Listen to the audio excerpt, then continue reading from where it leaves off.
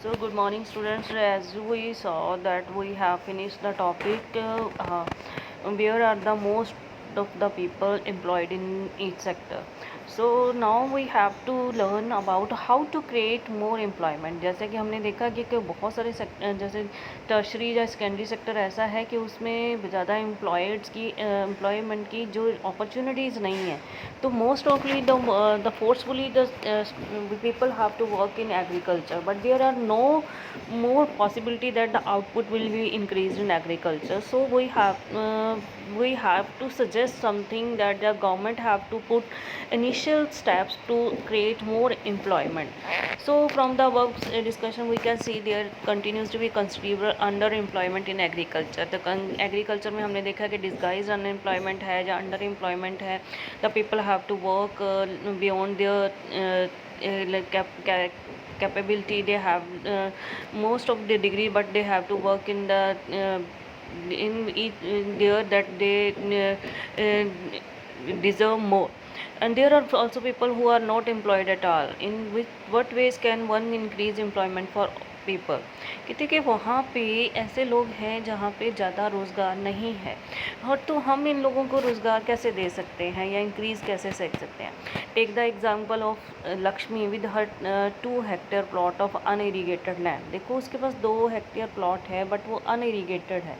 The government can spend some money और bank can provide a loan. अगर उसको bank से लोन दिया जाए to construct a well for her family to irrigate the land, कि वहाँ पे वो एक कुआं बनवा ले जिससे कि वो अपनी फैमिली के साथ अब उस ज़मीन को इरीगेट कर ले. Lakshmi will then be able to irrigate her land and take a second crop. तो वो वहाँ पे एक और क्रॉप जो है वो उगा सकती है, wheat during the rabi season. Let us suppose that 1 hectare of wheat can provide employment the people of for 50 days. कहते जैसे हम मान लेते हैं कि अगर वीट की खेती करनी है तो उसको वो 2 लोगों को 50 दिन का काम मिल जाएगा. जैसे उसमें सोइंग भी है, वाटरिंग भी है, फर्टिलाइज़र करना वो भी है, उसके ऊपर वो जो पानी देना वो भी है, फिर हार्वेस्टिंग करनी वो भी है. सो 2 more members of the family can be employed in her own field. तो उससे अलावा उसके फैमिली के 2 लोग जो हैं वो और काम कर सकते हैं. Now suppose a new dam is constructed and canals are dug to irrigate many such farms. कहते हैं कि अब हम देखते हैं कि नए जो डैम बनाए जाते हैं या नहरें खोदी जाती हैं खेतों को इरीगेट करने के लिए. This could lead a lot of employment generation with in the agriculture sector itself, producing the problem of under employment. कहते हैं कि इससे क्या है कि आप जब देखते हो कि ये चीज़ें क्रिएट होती हैं तो वहाँ पे लेबर की ज़्यादा ज़रूरत पड़ती है.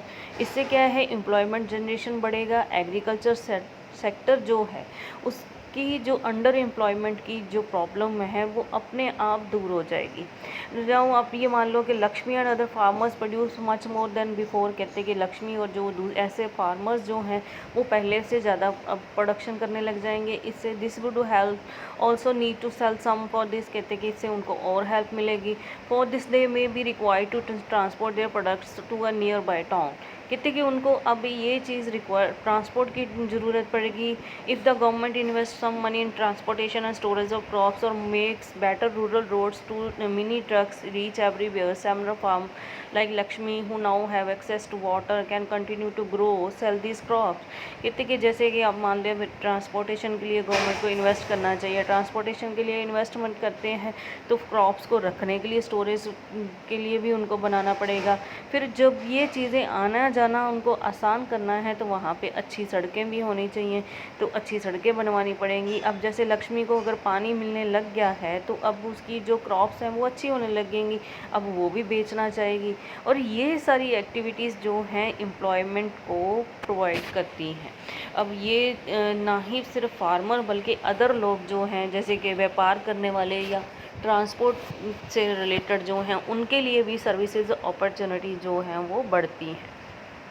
Lakshmi is not confined to water alone. कहते हैं लक्ष्मी सिर्फ अकेली नहीं है जिसको ये देखा जाए कि वो पानी दे सकती है.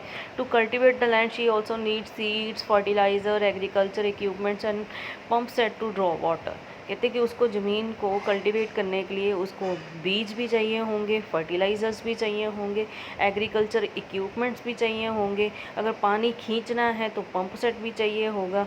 Being a poor farmer she can not afford many of these, कहते कि वो इतनी गरीब है कि वो ये सारी चीज़ें अफोर्ड नहीं कर सकती। But she will have to borrow money and money lenders pay a high rate of interest, कहते कि उसको पैसे की ज़रूरत पड़ेगी तो वो उसको ज़्यादा रेट देना पड़ेगा।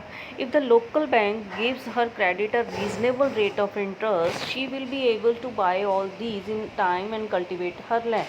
अगर उसको लोकल बैंक्स जो हैं रीज़नेबल रेट पे कर्जा देते हैं तो वो उसको अच्छे टाइम पे और वापस भी कर देगी और अपनी ज़मीन भी कल्टीवेट कर लेगी।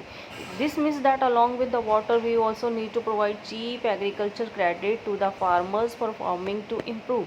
इसका मतलब क्या है कि हम उसको अगर पानी की सुविधा दे रहे हैं तो उसके साथ साथ हमें सस्ता एग्रीकल्चर क्रेडिट भी देना है, जिससे कि उसकी जो फार्मिंग हो है वो इम्प्रूव होएगी। बट ये जो हम क्रेडिट वाला जो टॉपिक है, ये नेक्स्ट चैप्टर जो आपका मनी एंड क्रेडिट आएगा उसमें बहुत सारी जो चीज़ें हैं वो और भी एक्सप्लेन होएंगी।